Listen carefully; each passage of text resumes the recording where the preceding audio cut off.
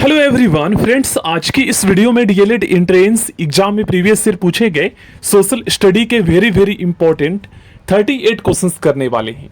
और फ्रेंड्स, ऐसे स्टूडेंट जिनका आज के इस टेस्ट में 38 में से 30 क्वेश्चंस का आंसर सही होगा वो आज के इस टेस्ट में पास होंगे। ठीक ना, तो इस टेस्ट में पास होने के लिए आपको 38 में से 30 क्वेश्चंस का आंसर सही करना होगा। तो चलिए फ्रेंड्स स्टार्ट करते हैं। पहला क्वेश्चन, लोकसभा में कितने एंग्लो इंडियन समुदाय के सदस्यों को राष्ट्रपति मनोनीत करता है?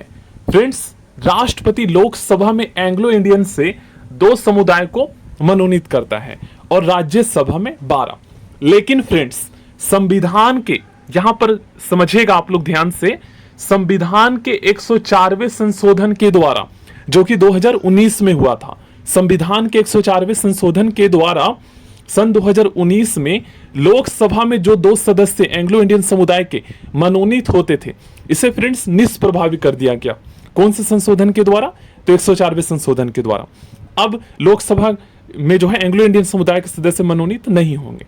ओके फ्रेंड्स, तो देखिए, अगर आपसे पूछा जाए कि वर्तमान में लोकसभा के कुल कितने सदस्य हैं, तो ये तो आपको पता है फ्रेंड्स 543। लेकिन अगर आपसे पूछा जाए कि लोकसभा में अधिकतम सदस्यों की संख्या कितनी हो सकती है, तब आप क्या बताओगे? तो पहले तो आप लोग बताते थे 552, क्योंकि 2 एंग्लो इंडियन समुदाय के सदस्य मनोनीत होते थे। लेकिन अब आपको ओनली बताना है 550। कैसे, समझिए, मैं आपको बताता हूं। 530 सदस्यों की व्यवस्था राज्यों से की गई है, मतलब अधिकतम 530 सदस्य राज्यों से निर्वाचित होंगे और केंद्र शासित प्रदेशों से 20। ठीक ना, तो हो गया आपका 550।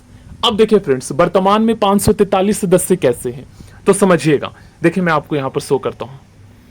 यहां पर आप लोग ध्यान से रीड कीजिएगा, क्या लिखा हुआ यहां पर? वर्तमान में लोकसभा की अधिकतम निर्वाचित सदस्य संख्या 550 हो सकती है, जिसमें 530 से अनधिक, मतलब 530 सदस्य राज्यों से तथा 20 सदस्य जो केंद्र शासित प्रदेशों से निर्वाचित हो सकते हैं। अब देखिए फ्रेंड्स, यहां पर क्या कहा गया? 104वें संविधान संशोधन अधिनियम 2019 द्वारा लोकसभा में 2 एंग्लो इंडियन समुदाय के जो मनोनयन का प्रावधान था, उसे आगे ना बढ़ाते हुए निष्प्रभावी कर दिया गया है। वर्तमान में 543 लोकसभा निर्वाचन क्षेत्रों में से 524 जो है ना निर्वाचन क्षेत्र राज्यों के हैं, मतलब 524 जो है अभी वर्तमान में निर्वाचित होकर आते हैं राज्यों से लोकसभा के सदस्य। वैसे व्यवस्था तो 530 है, ठीक है, 524, और केंद्र शासित प्रदेशों से 19 आते हैं। तो जोड़ लीजिए, हो गया ना आपका 543। 9 4 13 के 3 हो जाएगा, 2 और 1 3, 3 और 1 4 और 5, 543 हो गया यहाँ पर। तो ये भी याद होना चाहिए आपको। और अगर आपसे पूछा जाए फ्रेंड्स कि दादरा और नगर हवेली तथा दमन दीव केंद्र शासित प्रदेश कब बना, तो देखिए फ्रेंड्स, ये पहले 2 अलग अलग हुआ करते थे, लेकिन इन दोनों को मिलाकर फ्रेंड्स अब जो है एक केंद्र शासित प्रदेश बना दिया गया। कब? तो 26 जनवरी 2020 को बनाया गया था इसे। चलिए नेक्स्ट क्वेश्चन करते हैं। अब आपको 100% कंफर्म हो गया होगा, संसद के संयुक्त अधिवेशन को कौन बुलाता है? देखिए, संसद के जो संयुक्त अधिवेशन है, इसे फ्रेंड्स संविधान के अनुच्छेद 108 के तहत कौन बुलाता है? फ्रेंड्स राष्ट्रपति बुलाता है। लेकिन उसकी अध्यक्षता कौन करता है फ्रेंड्स? तो वो करता है लोकसभा अध्यक्ष। मतलब अधिवेशन को बुलाता है, यह आपको पता होना चाहिए, राष्ट्रपति। चलिए, प्रश्नकाल की समय सीमा क्या होती है? देखिए फ्रेंड्स, प्रश्नकाल की जो समय सीमा होती है ना, ये यहां पर आपको अच्छे से पता होना चाहिए, 1 घंटे का। ओके फ्रेंड्स, इसका समय सीमा 1 घंटे का होता है।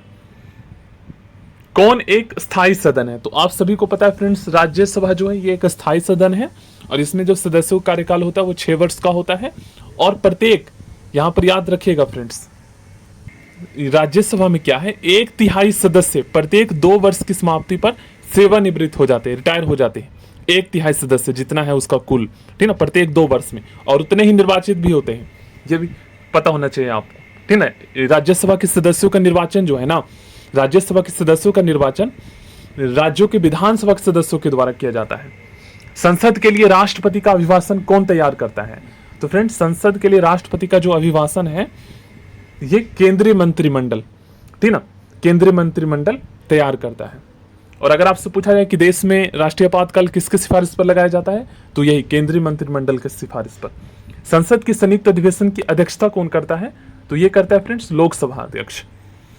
अनुच्छेद 32 के आधार पर सर्वोच्च न्यायालय कितने प्रकार के रिट जारी करता है?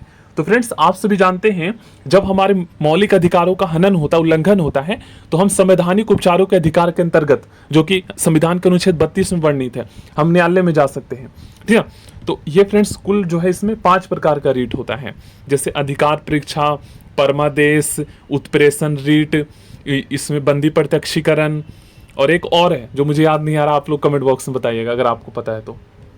और आपको फ्रेंड्स ये भी पता होना चाहिए, डॉक्टर वी.आर. अंबेडकर ने फ्रेंड्स संविधान के आर्टिकल 32 और संवैधानिक उपचारों के अधिकार को संविधान के हृदय और आत्मा कहा था। ओके फ्रेंड्स, नेक्स्ट क्वेश्चन है, बंदी को 24 घंटे के अंदर सशरीर न्यायालय में पेश करना समादेश कहलाता है। फ्रेंड्स इसे बंदी प्रत्यक्षीकरण कहा जाता है। ओके फ्रेंड्स, नेक्स्ट क्वेश्चन है हमारा, व्यक्तिगत स्वतंत्रता के लिए जारी रीट कौन सा है? बंदी प्रत्यक्षीकरण। ओके फ्रेंड्स, जब किसी व्यक्ति को गिरफ्तार कर लिया जाता है तो उन्हें फ्रेंड्स आपको पता है 24 घंटे के अंतर्गत न्यायालय में के समक्ष जो है सशरीर उन्हें पेश करना होता है कि उसकी जो मतलब गिरफ्तारी है वो अवैध तरीके से तो नहीं है, इलीगल तो नहीं कर लिया गया है। यहाँ पर आपको पता है फ्रेंड्स व्यक्ति के जीवन और व्यक्तिगत स्वतंत्रता का हनन होता है, जो कि मौलिक अधिकार के अंतर्गत आता है। ठीक ना, तो ये आपको पता होना चाहिए। अवैध तरीके से सरकारी पद प्राप्त करने वाले व्यक्ति के विरुद्ध कौन सा रिट जारी किया जाता है? तो अवैध तरीके से सरकारी पद प्राप्त करने वाले व्यक्ति के विरुद्ध जो रिट जारी किया जाता है यह है फ्रेंड्स अधिकार परीक्षा। ठीक ना, अधिकार परीक्षा। नेक्स्ट क्वेश्चन, भारतीय संसद की दोनों सदनों की प्रथम संयुक्त अधिवेशन किस बिल के लिए बुलाया गया था? Most important question. देखिए फ्रेंड्स, भारतीय संसद के लिए दोनों सदनों की संयुक्त जो अधिवेशन है ना, अभी तक कुल 3 बार बुलाया गया है। यह भी आपको पता होना चाहिए, कुल 3 बार। पहली बार जो है ना दहेज निरोधक विधेयक पर बुलाया गया था, पहली बार दहेज निरोधक विधेयक पर बुलाया गया था। दूसरी बार जो है फ्रेंड्स ये बैंकिंग से संबंधित था, और तीसरी बार फ्रेंड्स जो है ना यहाँ पर मैं आपको बताता हूँ, तीसरा संयुक्त बैठक है, ये आतंकवाद निरोधक विधेयक पर बुलाया गया था। पहला जो बुलाया गया था दहेज निरोधक विधेयक 1961 में, दूसरी बार 1978 में जो कि बैंकिंग सेवा आयोग निस्सरण विधेयक से संबंधित था, और तीसरी बार 2002 में, याद रखिएगा। और ये संयुक्त अधिवेशन कौन बुलाता है? तो राष्ट्रपति बुलाता है, और इसकी अध्यक्षता कौन करता है? तो लोकसभा अध्यक्ष करता है। वर्तमान में कुल कितने जो है हमारे मूल कर्तव्य, तो हमारे मूल कर्तव्य जो है फ्रेंड्स 11 है। और अक्सर एग्जाम में क्वेश्चंस पूछे जाते हैं, फंडामेंटल ड्यूटीज 11वां मौलिक कर्तव्य कौन से संशोधन के द्वारा कब जोड़ा गया और ये कौन सा है? तो जो 11वां मौलिक कर्तव्य है ना फ्रेंड्स, ये आपको पता है फ्रेंड्स संविधान के अनुच्छेद 21A के अंतर्गत जो हमारे शिक्षा के अधिकार संबंधित मौलिक कर्तव्य जोड़ा गया है, सेम वही मौलिक अधिकार जो जोड़ा गया है सेम वही मौलिक कर्तव्य है। मतलब 6 to 14 ईयर्स तक के बच्चों को जो है ना शिक्षा का प्रावधान करना ये माता पिता का कर्तव्य होगा, और ये मौलिक अधिकार के अंतर्गत भी रखा गया है 66वें संविधान संशोधन के द्वारा 21A के तहत। ये भी पता होना चाहिए। ठीक है, तो मौलिक कर्तव्य फ्रेंड्स आपको पता है ये 2002 में जोड़ा गया था।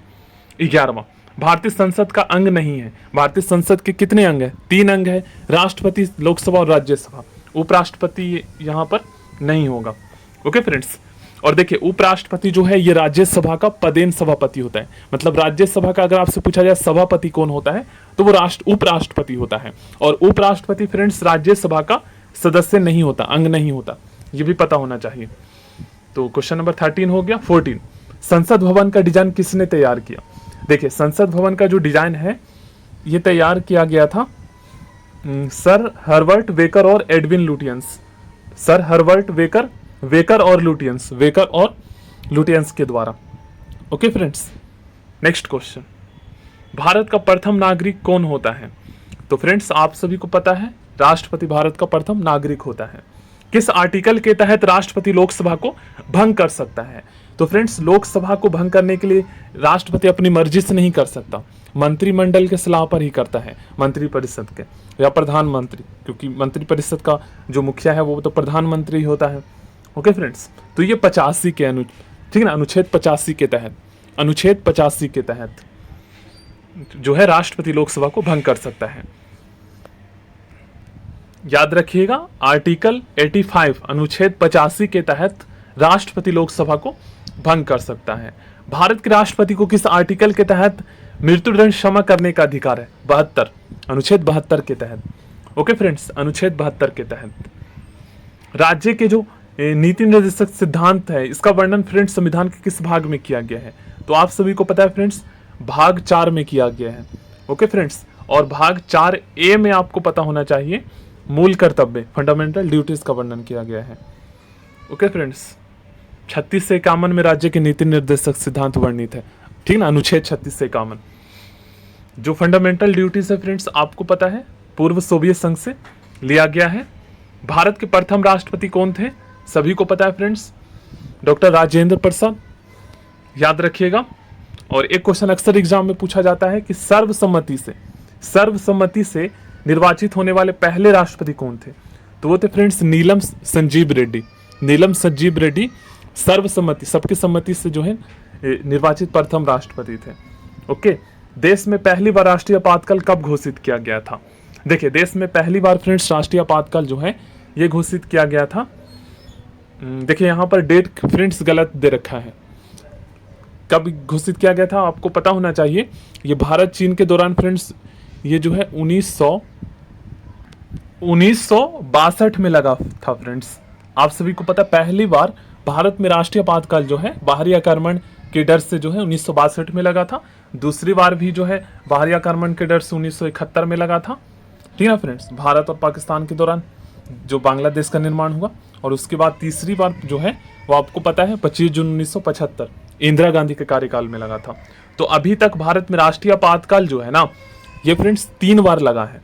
ओके, 1962, 71 और 75 में, याद रखिएगा। और वित्तीय आपातकाल अभी तक एक बार भी नहीं लगा है, ठीक ना।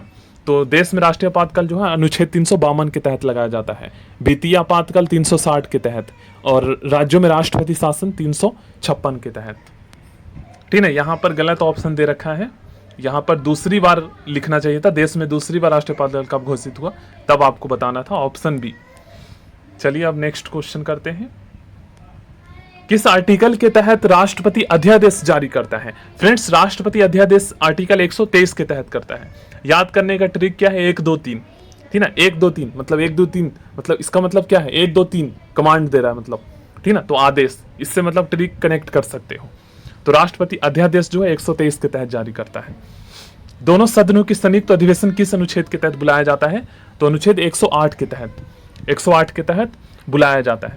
ओके फ्रेंड्स, अनुच्छेद 110 में जो है वो धन विधेयक से संबंधित प्रावधान है। जेवी वीटो का प्रयोग करने वाले प्रथम राष्ट्रपति कौन थे? तो जेवी वीटो का प्रयोग करने वाला प्रथम राष्ट्रपति जो थे फ्रेंड्स, ये ज्ञानी जैल सिंह थे, ठीक है। ज्ञानी जैल सिंह जो थे, ये जेवी वीटो का प्रयोग करने वाले प्रथम राष्ट्रपति थे। भारत के प्रथम दलित राष्ट्रपति कौन है? भारत के प्रथम दलित राष्ट्रपति फ्रेंड्स, ये ज्ञानी जैल सिंह ही थे, ज्ञानी जैल सिंह थे, ठीक ना। भारत के प्रथम कार्यवाहक राष्ट्रपति जो कुछ समय के लिए नियुक्त किया जाता है, तो भारत के प्रथम कार्यवाहक जो राष्ट्रपति थे फ्रेंड्स, ये थे वीवी गिरी। भारत के प्रथम कार्यवाहक राष्ट्रपति वीवी गिरी थे, याद रखिएगा। नेक्स्ट क्वेश्चन है यहां पर, राष्ट्रपति का चुनाव में पार्टिसिपेट करने वाली प्रथम महिला उम्मीदवार कौन थी? तीनों पार्टिसिपेट करने वाले, तो ये थे friends captain Lakshmi Sahgal. Captain Lakshmi Sahgal राष्ट्रपति के चुनाव में पार्टिसिपेट करने वाली प्रथम महिला उम्मीदवार, कैप्टन लक्ष्मी सहगल। राष्ट्रपति का मंथली जो वेतन है फ्रेंड्स, ये कितना होता है? तो ये होता है फ्रेंड्स 5 लाख रुपए। राष्ट्रपति का मासिक जो वेतन है ये 5 लाख रुपए होता है। अभी तक भारत में कितनी बार वित्तीय आपात लागू किया जा चुका है? तो ये एक बार भी नहीं। संसद का सदस्य नहीं होने पर कोई नागरिक कितने समय तक मंत्री के पद पर रह सकता है? अधिकतम फ्रेंड्स 6 महीने तक रह सकता है। और अगर वो 6 महीने के भीतर, ठीक ना, अगर संसद की सदस्यता हासिल नहीं करता, संसद की सदस्यता का मतलब चाहे लोकसभा या राज्यसभा, ठीक है, दोनों से ही मंत्री बनते हैं, तो उसे मतलब पद त्यागना पड़ जाएगा। अगर 6 महीने अधिकतम सीमा है उसे दिया जाता है, ठीक है। देश की प्रथम महिला राष्ट्रपति तो आपको पता ही है फ्रेंड्स, कौन थी? प्रतिभा पाटिल थी देश की प्रथम महिला राष्ट्रपति। और प्रथम महिला प्रधानमंत्री कौन थी? तो Indira Gandhi. Okay friends, next question हमारा, राष्ट्रपति पर महाभियोग किस आर्टिकल के तहत लगाया जाता है? तो राष्ट्रपति पर महाभियोग फ्रेंड्स अनुच्छेद 61 के तहत लगाया जाता है, मतलब उसे हटाने के लिए अनुच्छेद 61 राष्ट्रपति पर महाभियोग। ठीक ना, वर्णन है इस अनुच्छेद में। किसी भी राज्य में राष्ट्रपति शासन किस आर्टिकल के तहत लगाया जाता है? तो 356, सभी को पता है। किसी भी राज्य में राष्ट्रपति शासन की अधिकतम सीमा कितनी होती है? तो अधिकतम जो सीमा है ये 3 वर्ष, अधिकतम पूछा गया है, अधिकतम मतलब 3 वर्ष लग सकता है, उससे ज्यादा नहीं। किसी भी राज्य में राष्ट्रपति शासन की अधिकतम सीमा, जैसे फ्रेंड्स उसका उदाहरण जम्मू कश्मीर है, ठीक ना, शायद 2019 में लगा था और 22-23 तक रहा, और 24 में अभी आपको पता है चुनाव होने वाला है। संसद का निम्न सदन लोकसभा को कहा जाता है। देखिए फ्रेंड्स, संविधान के अनुच्छेद 79 में संसद का वर्णन है। उसके बाद फ्रेंड्स जो उच्च सदन होता है संसद का, प्रथम सदन, उच्च सदन, वो होता है राज्यसभा, तो उसका वर्णन अनुच्छेद 80 में, और जो निम्न सदन है उसका वर्णन 81 में। निम्न सदन को लोकसभा कहा जाता है, इससे हाउस ऑफ द पीपल भी कहा जाता है, ठीक ना, प्रतिनिधि सभा भी कहा जाता है, लोगों का भी सभा कहा जाता है, सबसे पॉपुलर सभा भी कहा जाता है लोकसभा को। इसका वर्णन अनुच्छेद 81 में किया गया है। राष्ट्रपति के निर्वाचन में कौन भाग लेते हैं? तो राष्ट्रपति के निर्वाचन में फ्रेंड्स आपको पता होना चाहिए कि यहाँ पर लोकसभा के निर्वाचित सदस्य, राज्यसभा के निर्वाचित सदस्य और विधानसभाओं के निर्वाचित सदस्य। इसका मतलब पता है क्या है? विधानसभा के निर्वाचित सदस्य। और हाँ, दिल्ली पुडुचेरी के केंद्र शासित, देखिए लोकसभा के निर्वाचित सदस्य भाग लेते हैं, राज्यसभा के और सभी राज्यों के विधानसभा के, और 2 केंद्र शासित प्रदेश दिल्ली तथा पुडुचेरी, जम्मू कश्मीर का भी शामिल नहीं होते, दिल्ली तथा पुडुचेरी को भी शामिल किया गया है। और यह भी पता होना चाहिए कि राष्ट्रपति के निर्वाचन में जो 2 मनोनीत सदस्य होते हैं वो भाग नहीं लेते हैं, ठीक ना, और राज्यसभा में 12 मनोनीत होते हैं, वो भाग नहीं लेते हैं, ये भी पता होना चाहिए फ्रेंड्स, ठीक ना। तो उपयुक्त सभी ऑप्शन डी हो जाएगा। लेकिन उपराष्ट्रपति के चुनाव में जो है लोकसभा और राज्यसभा के निर्वाचित सदस्य भाग लेते हैं और मनोनीत सदस्य, लेकिन विधानसभा के नहीं भाग लेते हैं, केवल लोकसभा और राज्यसभा के निर्वाचित सदस्य और मनोनीत सदस्य, ठीक ना, उपराष्ट्रपति के चुनाव में। राष्ट्रपति पद के लिए न्यूनतम आयु सीमा क्या है? तो देखिए राष्ट्रपति पद के लिए फ्रेंड्स न्यूनतम आयु सीमा जो है ये 35 वर्ष है। प्रधानमंत्री के लिए न्यूनतम आयु सीमा 25 वर्ष है।